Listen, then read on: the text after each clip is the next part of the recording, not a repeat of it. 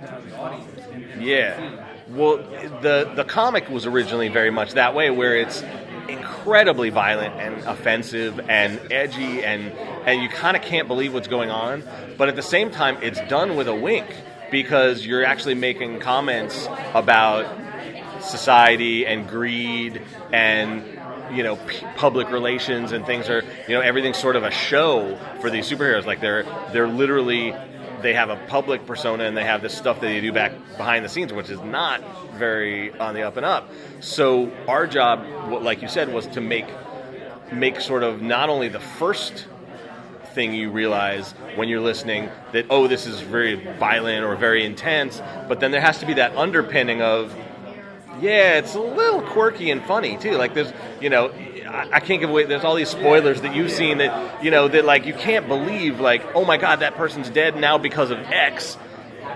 But it can't be scored just like a death scene. It kind of also has to have a little bit of a comedic portion to it, of a lightheartedness, because you kind of don't like that person anyway, and you kind of wanted them to die, and you didn't want them, and then when you see how they die, it's sort of like, oh my God, I can't believe they did that. So there's a lot of there's sort of bit of comedy that mixes with that, and it's a very, to me, I find it very interesting. I think it's something people haven't seen before. So what I hope is that people really like it, and then they talk about it, and they go, oh, well, you know what? Some of the comments it's making are actually kind of pretty serious, astute comments about society and how far we've come into this world where everything is on social media. It's all processed and it's all photoshopped, and there's some other stuff that goes on that might not be as real as you think it is. I was going to say, to comment further on that, typically when you're dealing with projects of this type, where you have various characters, you have to find a way to distinguish them one from the other and find their own theme. Can you talk a bit about that process? And Absolutely.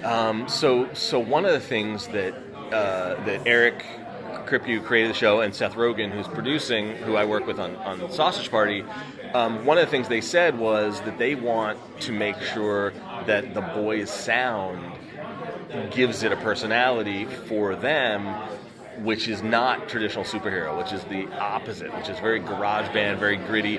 And so we kind of went in that direction. And then Billy Butcher, who's our lead, Carl Urban, in the show, he's British, and he's sort of rough around the edges. And so we said, let's go with sort of a little bit of a British punk vibe. So there's like a little bit of the Clash, a little bit of Sex Pistols, that kind of stuff, all mixed in with that music. And like you said, it was specifically tailored around his vibe. Now, Starlight, who is sort of the young female lead, who's from Iowa, and she's hopeful, and she's small town, we definitely made sure that she's coming from a place where there's a little more acoustic guitar, there's a little bit more, contemporary pop youthfulness to it, but still wrapped up in the world of someone who wants to be a superhero. So each character kind of gets their sound that gives them what they want. Even there's a guy named Frenchie who's part of the boys, and so his sound is, most of his dramatic stuff is made up of reversed and processed French accordion, like musette accordion, which you'd hear on the streets of Paris, but it's actually playing parts that strings would play.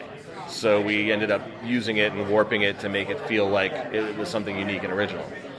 Sure. Well, I mean, luckily in a show like this, my boss day to day was Eric Kripke, who I've been doing his stuff for 30 years. We went to college together. He's one of my dearest friends.